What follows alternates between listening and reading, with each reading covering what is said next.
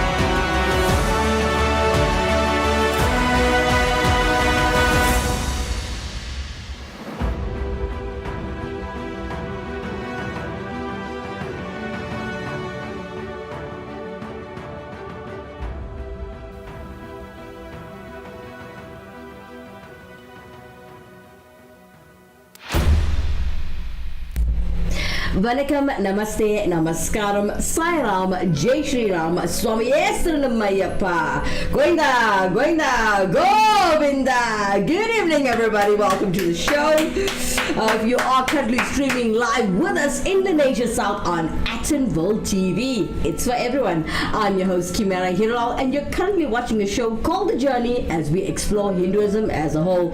Well, join the conversation, interact with us in studio today as you can comment at the bottom of the screen, or if you want to hashtag your views and comments anonymously, you're welcome to do so on our WhatsApp line, which you'll find at the bottom right of your screen throughout the entire show.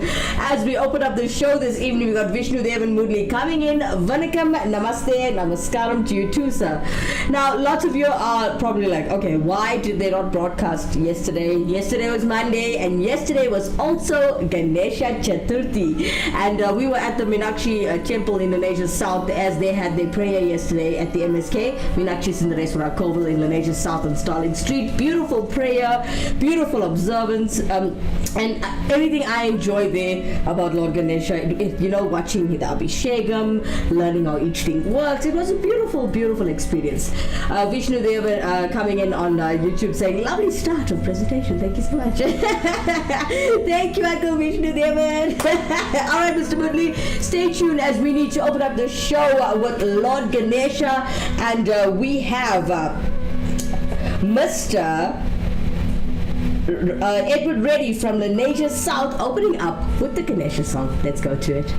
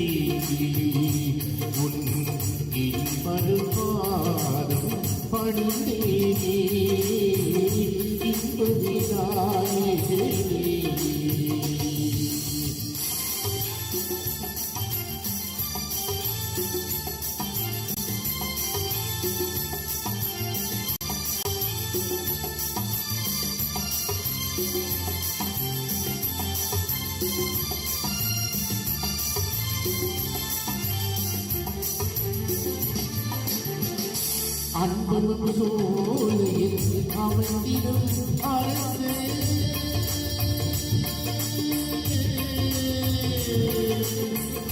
அன்பனும் சோலையில் அமர்ந்திடும் அரசே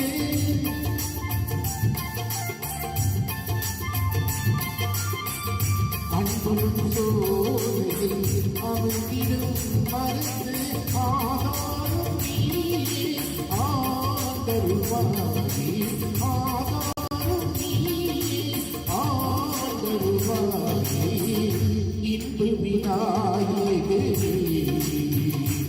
உன் என் மறுபாதம் பணிந்தேனே இன்பு விநாயகரே.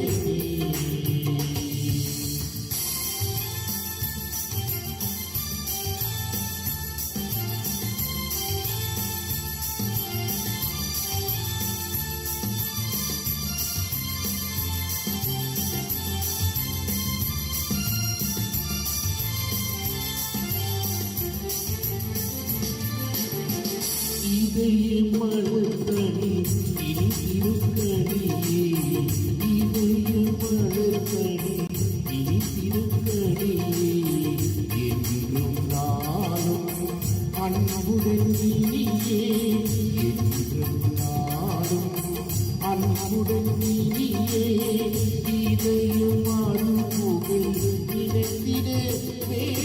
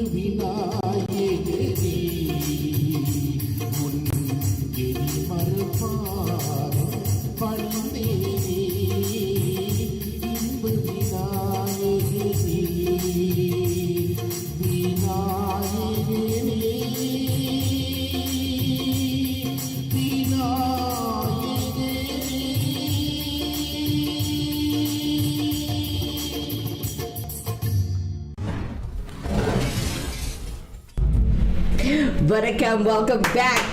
Goinda, Govinda, Jai Ganesha. As we open up the show, ladies and gentlemen, as you know, we are in the middle of Patasi. Well, not the middle, we just started, but hey, we are in the prayer of Patasi. So I'll be shouting for Govinda. I will always be giving praise and worship to Lord Ganesha, as yesterday was the Chaturthi prayer. It was beautiful. As Vishnu Devan coming in on YouTube, greeting again, Namaskaram, as well as Devanaidu coming in from YouTube. Thank you for the love, Namaskaram, sir. So nice to see Edward Reddy coming in from Vishnu Devan Mudli from YouTube as well. Vishnu Devan Mudli, brilliant, Edward. Lots of messages and love coming in from the YouTube channel, and we love it. Thank you guys so much. For those of you who are watching from Facebook, we need to traffic you to our YouTube channel, as that will help the channel to grow. I see our Facebook viewers are sitting so big, but we need to traffic it to YouTube if we want the channel to grow. For the community station. Yeah. All right. So as we are talking about Geeta week this week, it is part 13, chapter 13 of the Bhagavad Gita. Yes, ladies and gentlemen, we are almost there. We are learning. And we're doing it in the month of Pratasi, which is beautiful because it's another form of Krishna. So yeah. So ladies and gentlemen, let's not waste any more time. Let's welcome Dr. P.K. Maestri as he's educating us on chapter 13 of the Bhagavad Gita. My dear active world viewers, yesterday was the commencement of Pratasi, the Tamil month. The Telugu month is called Bhadrapada Masam. So the Venkateswara Balaji Perumal Sami praise is in the Bhadrapada month and in the month of Pratasi. Basically, it is the fourth Saturday worship of the Tirupati Lord in the holy month of Pratasi and Bhadrapada Masam. Lord Venkateswara is the avatar of Vishnu, so it is a Vaishnavite celebration joined by the other branches of Hinduism. Unfortunately, in South Africa, only the South Indians observe the praise, unlike in the motherland India. The Venkateswara deity is called Swayambhu, possesses the power of Brahma, Vishnu, Maheshwara, also holds the power of Shakti and Skanda. It emerged during the Kali Yuga for the salvation and upliftment of humanity. In fact, it is that Venkateswara is the ultimate manifestation of Vishnu. Underlined, it is the ultimate manifestation of Vishnu. It has massive eyes with a powerful gaze, so the devotees cannot look directly into the eyes of the Lord because they radiate cosmic energy. Today, our subject is on the chapter 13 of the Bhagavad Geeta. It's entitled Nature, the Enjoyer, and the Consciousness. In the last few days, we went through chapter 1 to chapter 11, and the last chapter was said to be getting more difficult.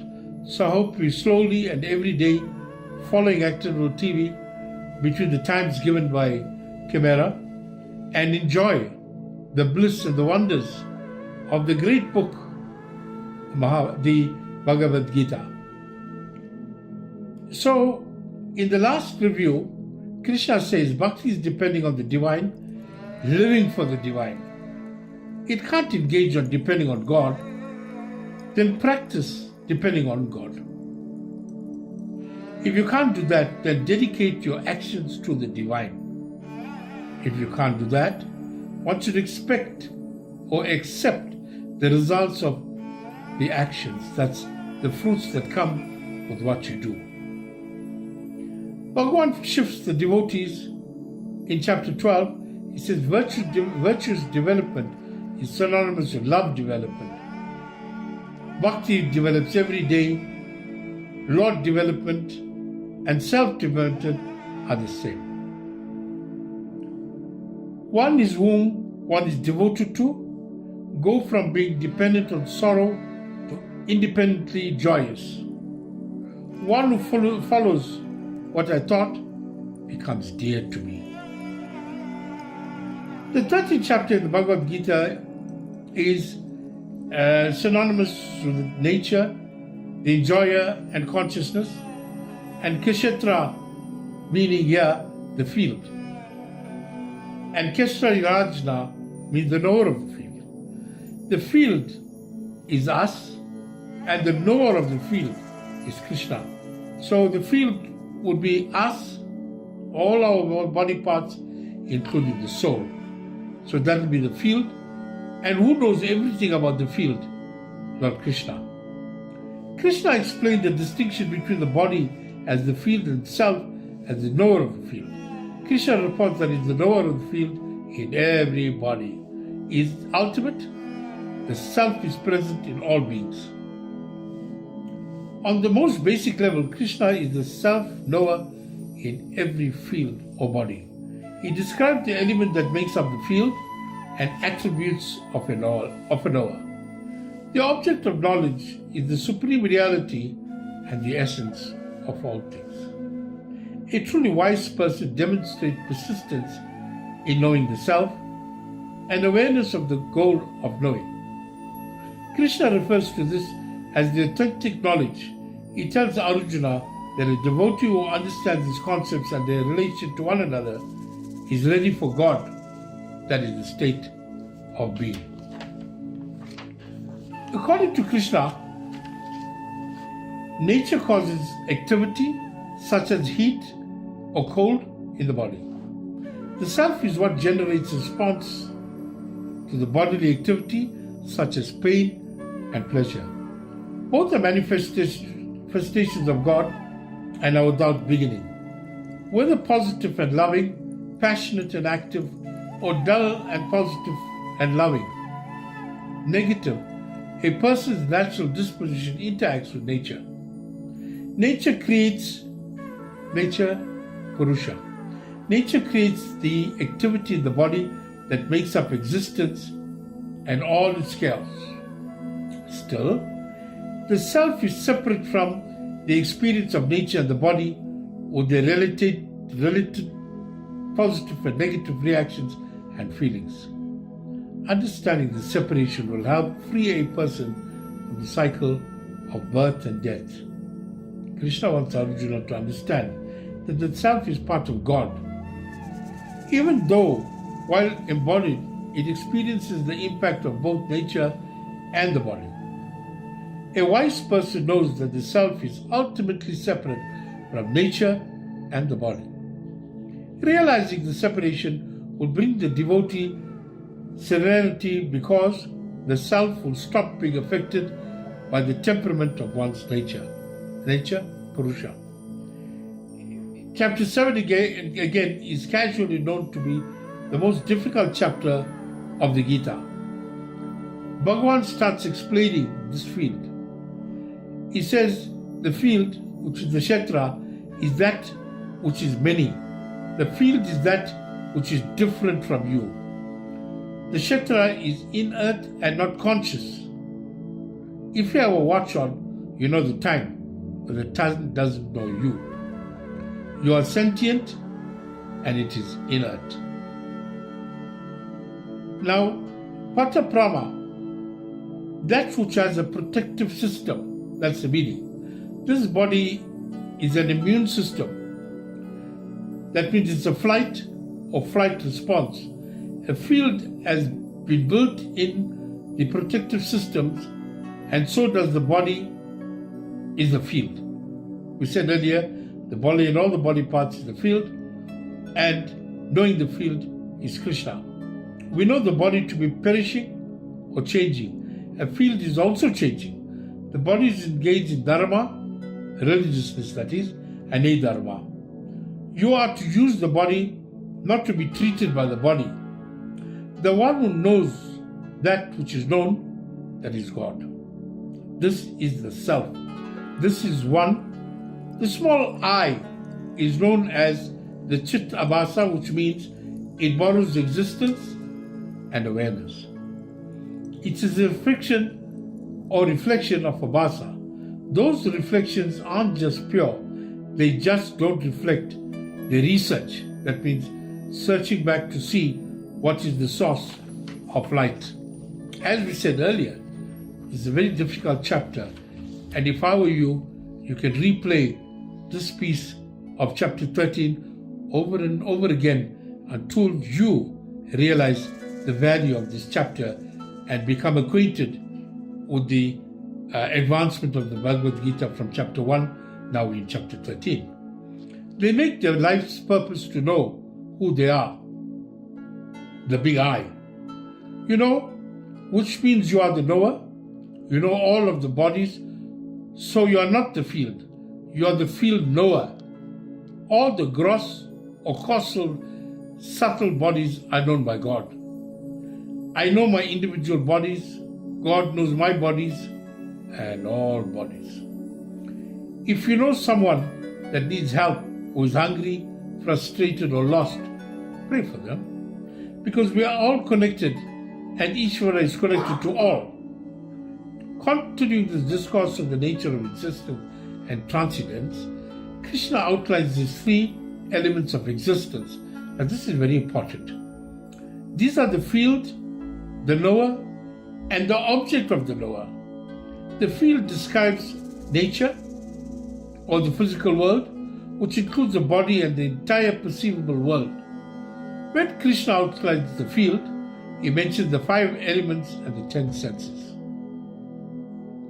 The 5 elements includes the standard 4: earth, air, fire, water, ether or space. And the 10 senses that the text mentions can be divided into 2 parts: sensory and motor. The sensory faculties include sight, hearing, smell, taste and touch. The motor faculties are related: use the hands for grasping, voice for speaking, legs for walking, genitals for procreating, and the anus for eliminating. The humans experience nature or the physical world through its faculties. So as you're going to repeat the viewing of chapter 13, you can always take down notes from the chapter. The knower in Krishna's explanation is the self. Because the self and God are ultimately one, what is the self? The self is the soul. So the soul of the human being and the God is one in different percentages. The knower is both the self and God, as I said. The self and God are the same and reside outward, yet within all beings. It is subtle within comprehension. The knower is seated in the hearts of all beings. In other words, a devotee has a body to experience nature, but the self is not the physical body. The self and God or presence is always within each being, whether clearly perceived or not. By detaching from the body and developing awareness of this presence of self and God, one moves closer to Krishna. Krishna speaks fluently of knowing and knowledge. The type of knowing he describes is different from the term usually used in English. As I said earlier, the Bhagavad Gita presented so many years ago. The transliteration from the Sanskrit, Gujarati into English is so difficult that we have to read and comprehend. So life is not easy in the cycle of life and death. This is what we have to go through. So I'm also saying to the authors of this great book, we should simplify the English for the commoner to understand the basics of the Bhagavad Gita. That's you and I. We are the common people. The verb to know in English expresses knowing or familiarity with a fact or an individual. However, in the context of yoga, that's the physical exercises to be in the union of God, yoga, and Krishna's teachings, the word has a deeper significance. It can be thought of as more like the term to get and to understand, as in to get a joke. When someone goes from the state of not getting a joke to the state of getting that joke, an internal change occurs. In the same way, a person might understand and know the basic principle of what Krishna is teaching until the person moves into a state of truly getting these concepts. They have not achieved liberation from the cycle of suffering or rebirth. Now, in Kshetra, the field, it is made up of all the bodies, and the components of our body are 24 components. The first 5, as I've said to you, space, air, fire, water, earth, then hearing and feeling. The 5 organs of response, speaking, holding, etc. The 5 describing our physiology, digestion and circulation. And 4 is the mind, memory, intellect, and the ego. All this is the field. Who are you? You are the knower of the field. When Krishna explains in such detail, the details are what help us to be independent. For example, with the light bulb, the bulk and the filament makes up the field. The electricity is the knower of the field. You can break the bulb, the filament, but you can't break the electricity. Sometimes I believe I'm the field, and sometimes I believe I'm the knower. You can study as advanced a text as you want, but if the vessel is not ready, there's no point. First, you should focus on getting the vessel ready. Are you sharing the jnana, that is the education, the knowledge, as the jnana is knowledge? Values and virtues, 20 values are enumerated by Krishna, telling Arjuna that not only with these values you'll be able to experience what I'm teaching you. So let's go through what are these advantages. The first one is amana. One who is not always thinking about how big they are or how great they are not measuring themselves. One who has a practice to be arrogant, they feel everyone should obey them. If you're not obedient towards them, that person becomes negative towards you. Arrogance makes us hard, and humility makes us soft. That is adaptability. The second one is to be integrated. In other words, opposite is to be hypercritical. This comes from being honest. This is who I am, and I don't speak otherwise. Someone practicing grows from insecurity to security. A fly is symbolic of this. It only shines in the darkness. The next one, ahimsa, it literally means non-violence and is to bring the word ahimsa to life.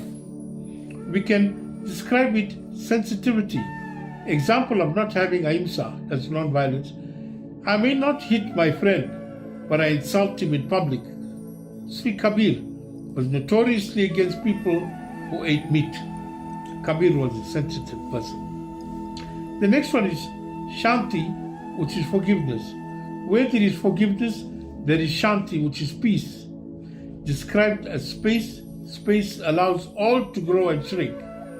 It accommodates all. There are those who fight fires and those who cause them. No struggle or resistance. The next one, Arjuvam, is where the word Arjuna comes from. And you know who's Arjuna? As we said, is one of the 4 sons in the Pandava family. It means straight and simplicity. Acharya, there in the Upanishads, it's having an Acharya as a role model. You have a piano teacher because you want to be a pianist. You have an Archana because you want to be happy. Next one is outwardly cleanliness as a catalyst to inwardly purity. That's of the mind. The simple way to practice it is to simplify what you have, how many clothes, and what type of food. The next one is Vekata, is to be done. To enjoy one's own company. Be in nature. When you are in nature, you feel more natural. Once the individual realizes how it transpired and get mixed up and becomes the individual, then it tends to revert back to its original status as the true all-knower, who is unrelated to the field of operations. This theme of reverting back to the original status as the divine and not being as an individual is the outline of this chapter. The way to do so is outlined here for man's liberation from himself and the universe. Thus, the truth and the error is contrasted for man's liberation from his state as an individual. I'm going to plead to Actionable TV at the end of the series on chapter 18 that we have one more session, and that session will take us through a few lines on chapter 1, 2, 3, and we'll end up at the end in chapter 18. I'm sure they're going to oblige us. And you also forward in, send your messages to Kimera and Andy and insist that you want a slight summary of the entire briefing on the Bhagavad Gita. I thank you tonight and Prem Namaste to one and all of you. All the best for Ganesha Chaturthi. Thank you. Thank you, Dr. P.K. Maestri from the MSK, also known as the Meenakshi Sundareswara Koval in Lenasia South and Starling Street. Thank you, Doctor, for educating us on, well, the Bhagavad Gita, chapter 13, which I found to be the most difficult chapter to even understand. Vishnu Devan coming in on YouTube with lots and lots of, love and comments and interaction. Okay, let me mention the ones that you cannot view as well. So he continues to say on the YouTube channel, very informative, Dr. P.K. Maestri. Kim and Andy get the viewers, as you say, over to YouTube to actually grow your station, which is true, which is what we need, you're right. A very intriguing show with Kim and brilliance at work. Thank you so much. Clear to see. Hope everyone can value your upliftment of Hinduism. Just love it. Thank you so much, Vishnu Devan. He also continues to say, arduous research made easy should be cherished. Very much so. I think so too. And thank you, Doc. Thank you so much, Vishnu Devan Murli, for joining us and interacting with us on the show and commenting freely. We appreciate your support and we hope that we are educating you well here on Actonville TV. All right, as we are on Actonville TV with lots of talent and a lot of praise and worship, as this is a cultural show about Hinduism. Coming up next, we have Hari Narayana by Mahesh Naidu with styler Venkateshwara Rambhajan in South Africa. బ్రతికిన నాలుని భజన తప్పునగానే మరణ కాలమునందు మరుతునేమో ఆ వేళ యమతూడ లాగ్రహంబుల వచ్చి ప్రాణముల్ పగలించి పట్టనప్పుడు గప్పవా పద్యము గప్పవా భ్రమచేత గంపముద్భవమందు కష్టపడుచు నా జీవతో నిల్లు నారాయునా ఎనచు పిలుతును శ్రమ చేత పిలువులేను భూషణ వికాస శ్రీధర్మపుర నివాస దుష్ట సమార నరసింహ దురిత దూరా ఏడుకొండలవాడ వెంకటరమణ గోవింద గోవింద గోవింద శ్రీ శ్రీనివాస మహావిష్ణుదేవ నరసింహదేవ ఏడుకొండలవాడ గోవింద గోవింద గోవింద హరి హరే నారాయణ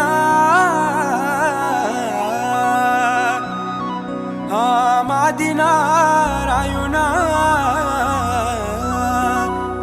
కరుణిల్చే మమ్మెలో కమలలో జనుడా ఓ Hari Hare Narayana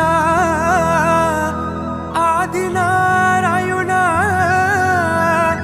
కరుణిల్చే మమ్మెలో కమలలో జనుడా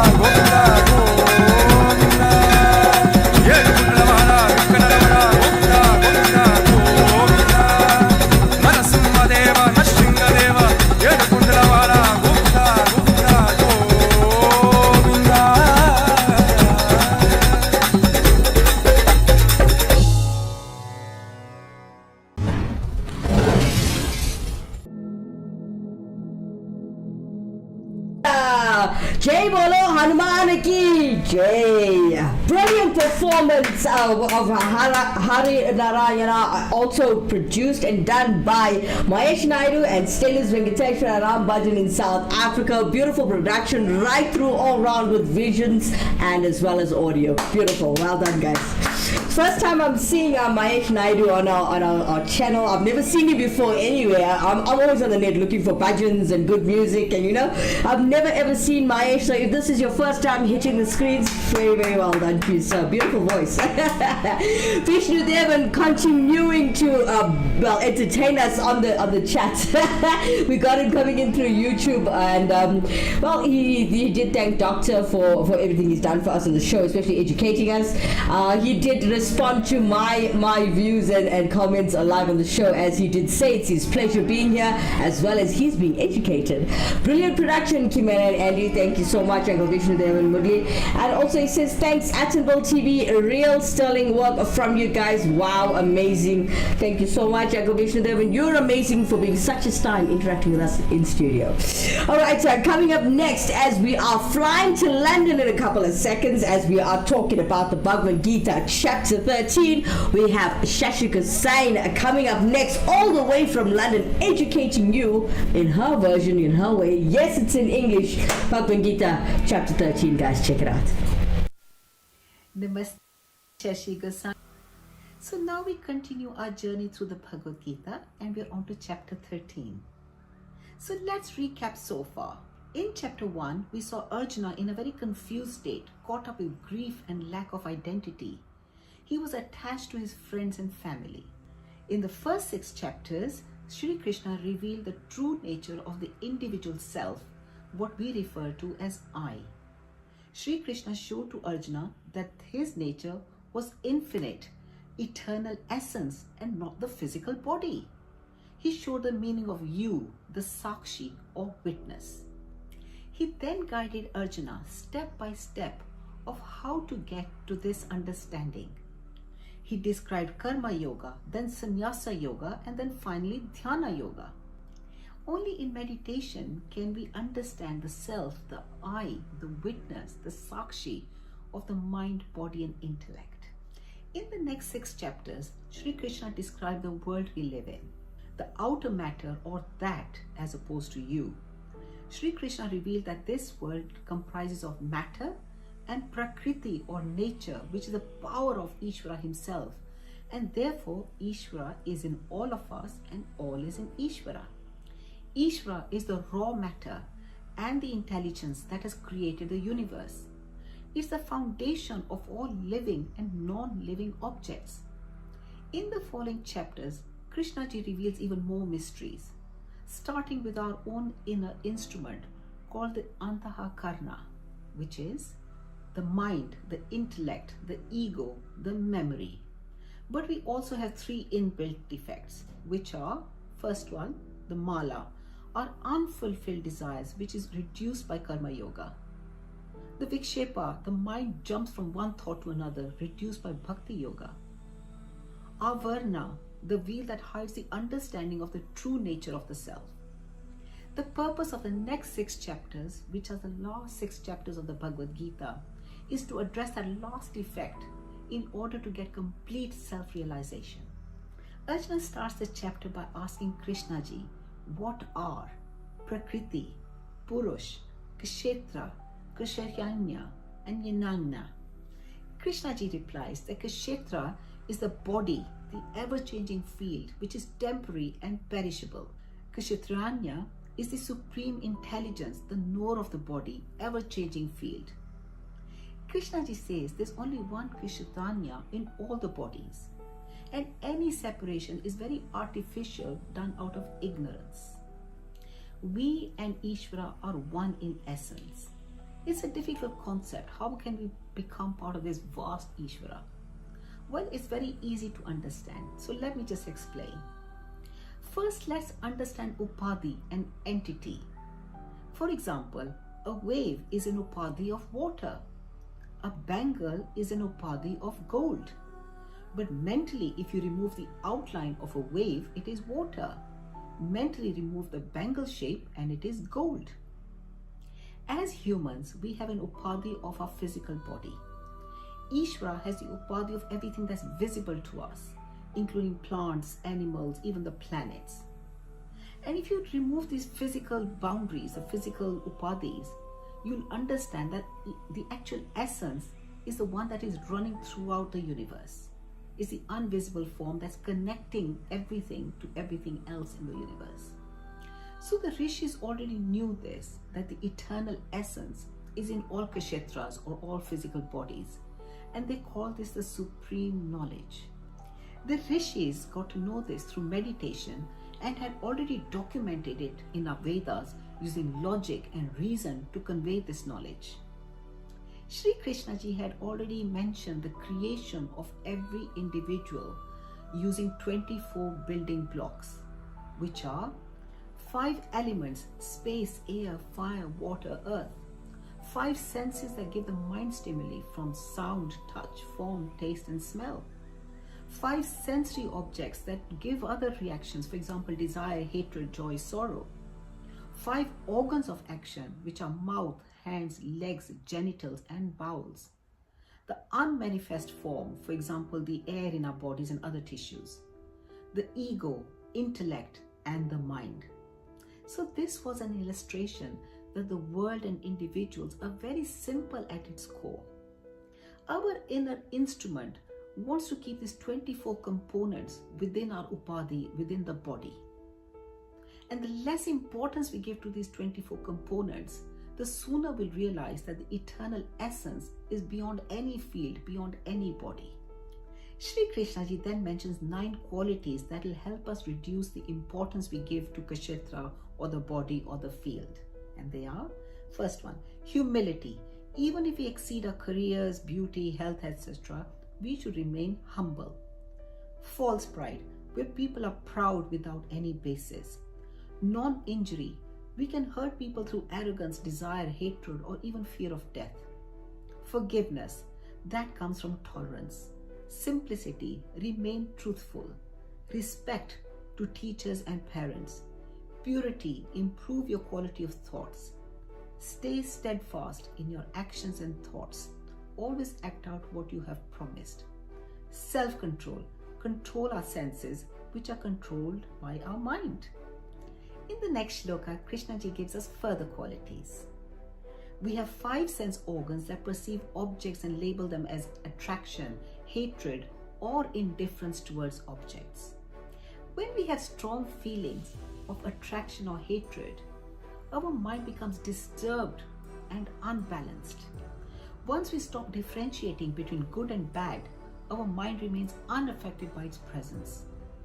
Repeated reminder that our body is temporary will reduce our ego and pride. Our body will be in constant pain from the time we are born through all states, old age, disease, and death. He also includes birth as a painful sorrow, as it's distressing for the mother and baby. In the next shloka, he mentions 3 other qualities, and they are detachment from people, objects, and situations. We become addicted to external factors for happiness, which leads to sorrow if we don't get it. Detached to family and situations. Joy and sorrow should be shared as long as there's no attachment to the mind where it could get disturbed. Equanimity of mind in good or bad situations at all times. We can train our minds through meditation to accept all situations as a blessing. This has been emphasized throughout Bhagavad Gita because this is a basis of our imbalance. Sri Krishna ji then goes on to give other attributes which will reduce our importance to kshetra, the body or the field. And they are unwavering devotion without praying for material gains, finding time and place daily for meditation without distractions, avoid situations where the only source of conversation is of material things, constant dwelling of I or the eternal essence within us. We can mourn the loss of a loved one without letting that incident obscure our knowledge that all human bodies are temporary. Keep the goal, the ultimate moksha or liberation. Sri Krishna ji concludes this topic by saying that anything that does not give us knowledge is ignorance. For example, being arrogant is being ignorant and takes us away from the path of liberation. So these were 20 attributes that Krishnaji had described that takes us the importance away from the kshetra, the body, or the upadhi, or the field. We will then get to know the knower of the field, or the Kshetrajna. Sri Krishnaji then goes on to reveal the real knowledge. That's the permanent solution to our sorrows and the knowledge of achieving immortality. He says it's Brahman, the same eternal essence which is in us and runs through the whole universe. It's a difficult concept, so first of all he explains what he is not. It is the supreme, beyond which nothing exists, eternal, timeless, without a beginning or end, not accessible to our five senses, not an object of perception or thought, not comparable. It's beyond our conscious. Sri Krishnaji now teaches us of how to experience Brahman. He explains the eternal essence by answering three questions with respect to his relationship with the organs of senses, eyes, mouth, etc., and the organs of action, which is hands and legs, etc. Can the eternal essence exist without organs? The answer is yes. Sri Krishna says that the eternal essence can exist without the organs of action and sense, as it's devoid of senses, just like electricity can exist without the bulb. Can the organs exist without the eternal essence? And the answer is no. The eternal essence is a life-giving force in the body or upadhi.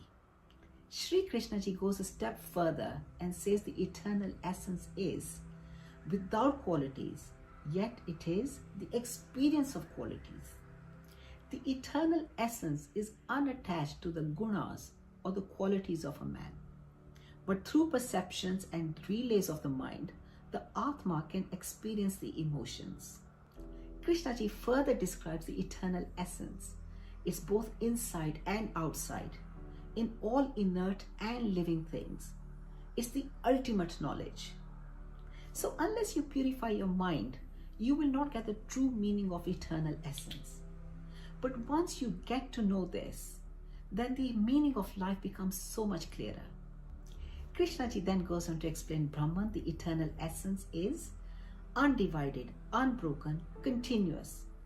It cannot be chopped into pieces, but because of upadhis, the external demarcations, we feel that the eternal essence is different in everything. This is similar to a row of empty pots. There's air in all the pots and air all around it, but it's only the outer demarcations of the pots that gives it a feeling that there's different air. But it's the same air, and it has just been contained in an artificial demarcation of an entity, of a pot.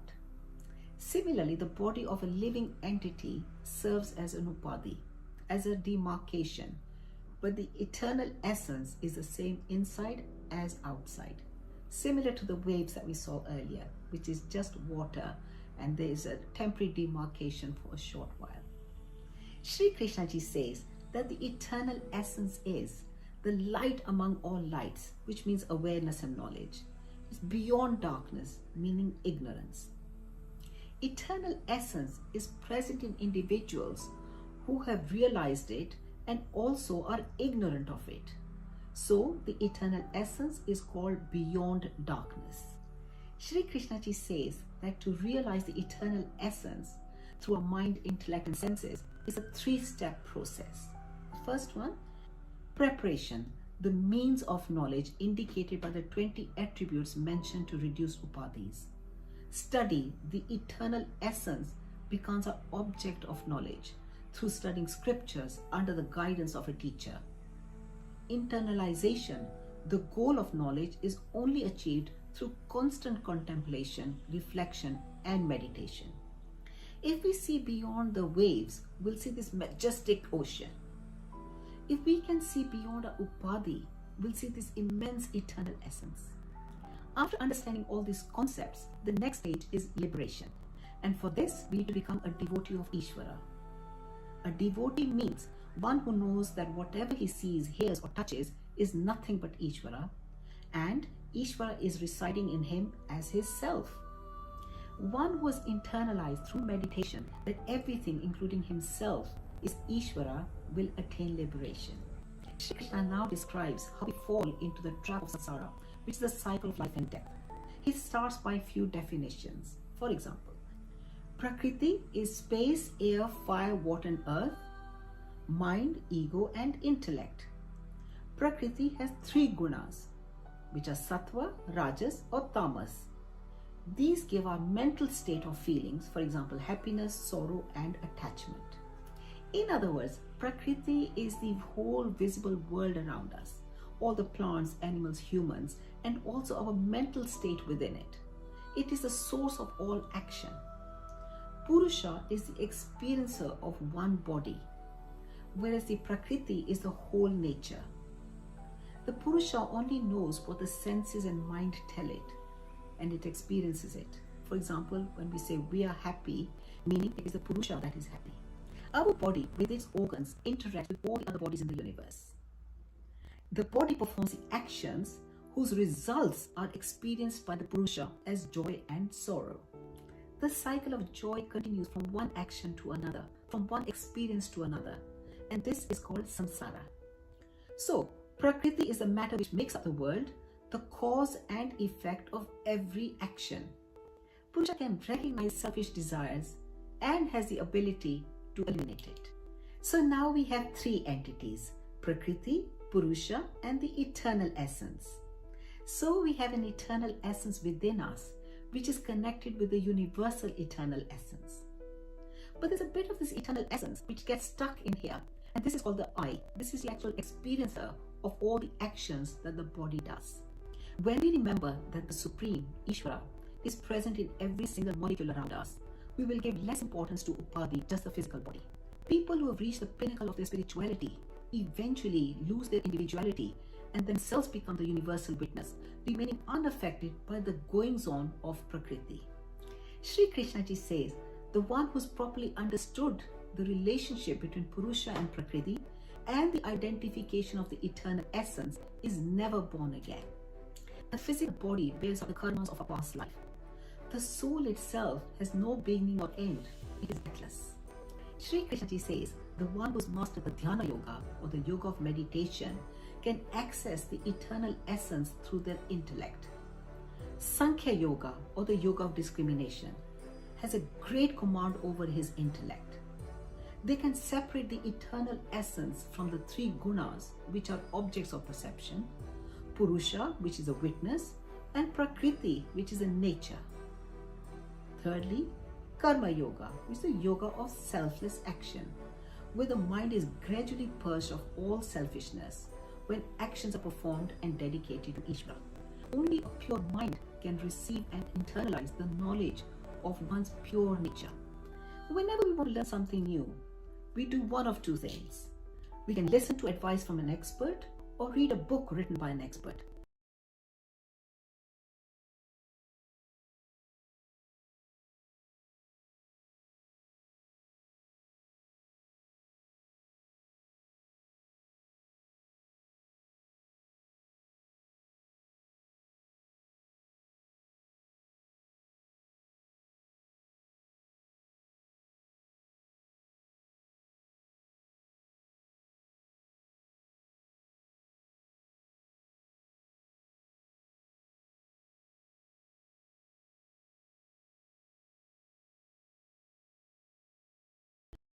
We study their teachings into practice. Same goes for learning this. You find a guru for the teachings as the ultimate lives, satsanga or the true knowledge. After this, Sri Krishna ji has the right attitude, that everyone has come to this earth in the same way. So Purusha is the individual soul. Our daily lives is nothing but an interest. We should do this without arrogance, and whenever we create differences, that takes us away from liberation. We need to learn to see Ishvara in everything and everybody around us, including ourselves. Sri Krishna ji says that one who can develop such a vision and sees the imperishable in the perishable, and when we recognize that the Ishvara in us is the same as Ishvara in anywhere else, will attain the highest state and that is the state of Brahma, the eternal essence, leading to liberation. Sri Krishna ji says the one who's truly assimilated the teachings of Bhagavad Gita knows that actions, reactions, emotions, thought, logic, all these happen in the realm of Prakriti. Anyone who knows the workings of Prakriti will know that the universe is nothing but a play of the three gunas, which keep changing, so the upadhis keep changing. We can then perform all our duties with full dedication and devotion and leave all the results and reactions to Ishvara because it's happening in his Prakriti. Once we understand this, we'll be relieved of our sorrows. The path to reduce our fascination with Prakriti is to increase our fascination with Ishvara by attending satsang, constant reading of scriptures. The Supreme does not get affected by the actions of the Prakriti. Sri Krishna ji says that the self is similar to space. Space is unaffected by what it contains. Space provides existence to everything. Without space, no object can exist. For example, walls in a house are temporary divisions of space. Similarly, the self is one which is divided by just the physical bodies. Space does not get stained by anything that's thrown on it. Similarly, the self is not affected by any results or actions. This stays in the realm of Prakriti. Sri Krishna ji gives an example of the sun as an analogy to the self. The sun is millions of miles away, yet it gives us heat and light so vegetation can grow. It's just there, it's not acting. This is similar to I, the self. It is just there, it is not doing anything. The self, or the knower of the field, the Kshetranya, knows that the actions taking place in the Kshetra, the field, our body, is a part of Prakriti. Sri Krishna says the one who can distinguish between the real and the unreal aspects, the field and its knower, Purusha and Prakriti, the imperishable in the perishable as Ishvara, such a person is freed of the mechanisms of Prakriti, the cause of all beings. This is the goal of Jnana Yoga. We can bring this teaching into our lives through constant meditation and reflection. Once we realize the true nature, the self, the supreme, that is moksha or liberation. Well, I hope you enjoyed listening to a little bit of Hinduism. This is chapter 13. I'll be bringing chapter 14 next. This is Shashi Gosai. Thank you.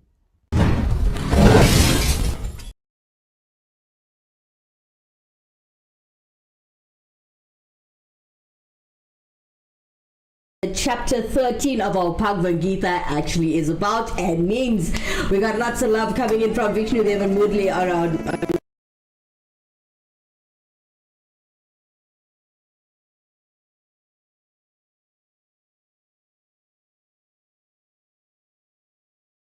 YouTube. Wow, fascinating stuff. Yes, it's load shedding. Yes, it is. Uncle Vishnu Devan Murli.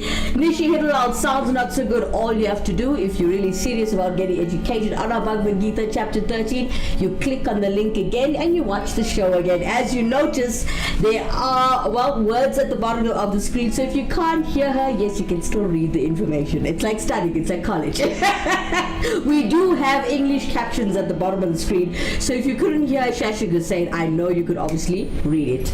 Coming up next, we have a conversion ready from Lenasia South, ladies and gentlemen, praising and worshipping Lord Vishnu as we are in Pratasi. Check him out.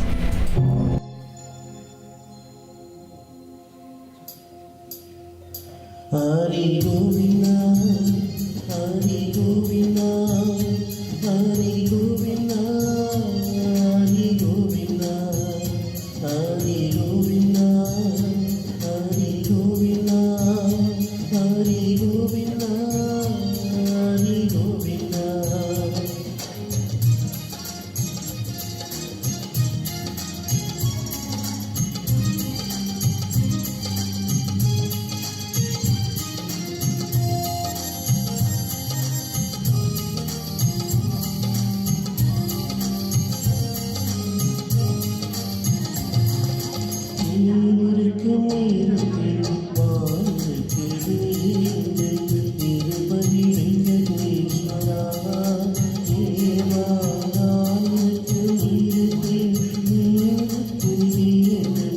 Narayana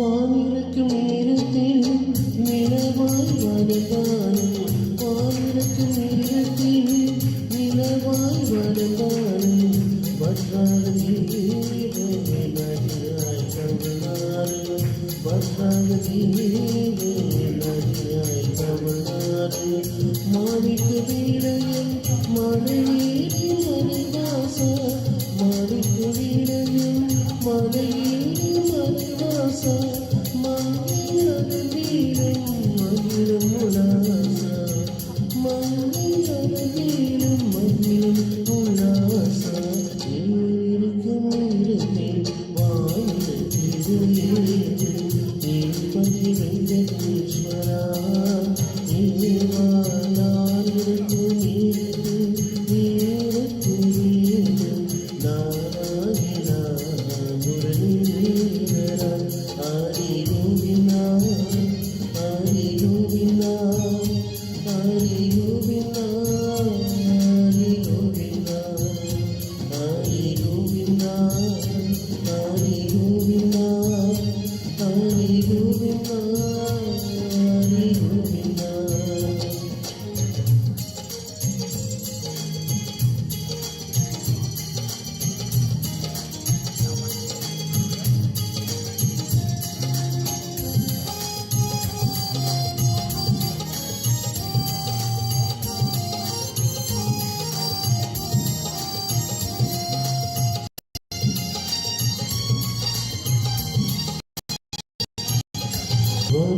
வருவதையாகும்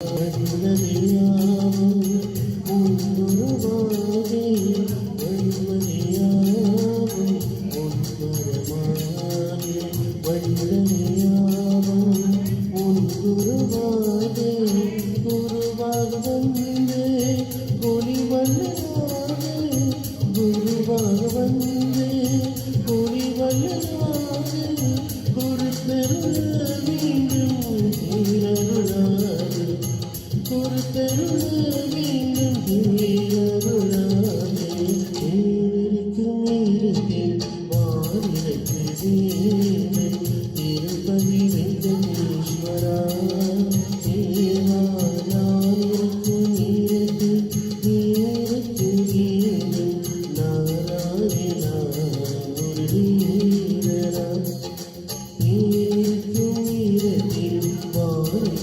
வேணும் திருப்பதி வெங்கடேஸ்வரா தேவா நான் இருக்கும் நேரத்தில் நீருக்கு வேணும் Narayana முரளீதரா Hari Narayana முரளீதரா Hari Narayana முரளீதரா Hari Narayana முரளீதரா Hari Narayana முரளீதரா. Goinda, Goinda, Govinda! Beautiful performance by father and son throughout this evening. That was Kuvation ready from the nation's south, praising Lord Vishnu for us as Nishi Heeralal gives her praise and support. Love this father and son duo. Thanks, Nishi Heeralal. Nishi Heeralal, we thank you for sharing with us that the sound wasn't good on our channel. As we know, the country is suffering with bad load shedding, bad signal. No matter how much I upgrade my meg line on our streaming, we always have bad network in South Africa. But let's hope and pray that this country will get better, as I'm apologizing on their behalf, even though it's not our fault at Actonville TV. Alright, so coming up next, as we've overrun with our show with no adverts this evening, if you didn't notice. Coming up next, as it is the end of the show, ladies and gentlemen, we have our 108 principles of the value system from our Theodore Koral. Today we're doing lesson number 11. Today's lesson from the 108 principles of the value system from the Thirukural is number 11. Do not hate, cultivate love.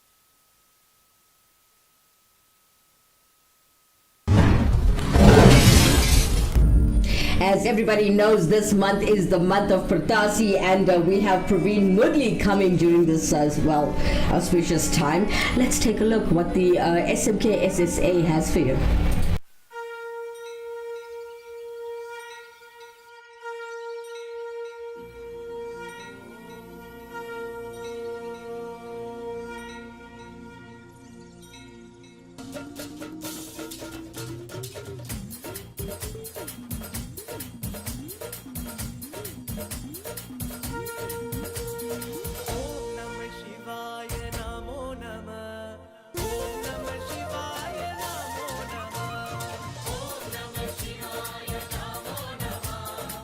Hi, my name is Dr. Valentino, his mother's favorite DJ. Come join me on the 30th of September at the Service Samaj in Somers Street, Actonville for an amazing show featuring Praveen Mudli and True. Admission totally free. I look forward to seeing you there.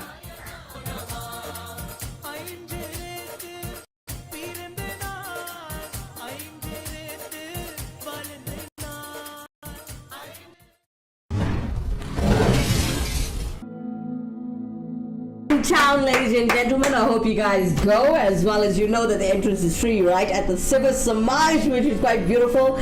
Alright, for those of you who need a guru to perform the following services, please contact Guru in Dresden, as he can help you with your Jandagam, as also known as your astrological readings, your Panchagam, your Navagrah Shantis, your house prayers, your business prayers, your car prayers, your temple and hall weddings, your ceremonies like your 16 days and your 1 year, not forgetting your Janda prayers, your auspicious Hawans, as well as your Kumbha Abhishekams. You can contact Guru in Dresden every single weekday after 6 p.m. and on weekends anytime on 081 325 0115. I'll give you the number again. It's 081 325 0115.